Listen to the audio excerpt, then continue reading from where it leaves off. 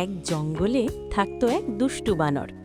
সারা দিন সে অন্যদের সঙ্গে মজা করত, কিন্তু বেশিরভাগ সময়ই সেটা বেশি হয়ে যেত।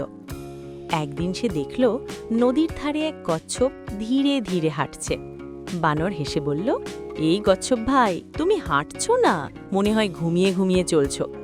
কচ্ছপ শান্ত গলায় বলল, ধীরে চলি বলেই তো আজও বেঁচে আছি। বানর হেসে গাছ থেকে লাফিয়ে বলল, চলো দৌড় প্রতিযোগিতা দিই, যে হারবে সে কলা খাওয়াবে। কচ্ছপ রাজি হয়ে গেল। দৌড় শুরু হতেই বানর এক ঝটকায় অনেক দূর এগিয়ে গেল। সে ভাবল, এই কচ্ছপ তো আসতেই দেরি করবে, একটু ঘুমাই। বানর গাছের নিচে শুয়ে পড়ে ঘুমিয়ে পড়ল। ঘর। আর কচ্ছপ সে এক পা করে হেঁটে হেঁটে সামনে এগোতে থাকল, এগোতেই থাকল। শেষে দেখা গেল কচ্ছপ জিতে গেছে। ঘুম ভেঙে বানর চোখ কচলাতে কচলাতে বলল, এটা কিভাবে হলো? কচ্ছপ হেসে বলল, বুদ্ধি আর ধৈর্য থাকলে গতি না থাকলেও জেতা যায়।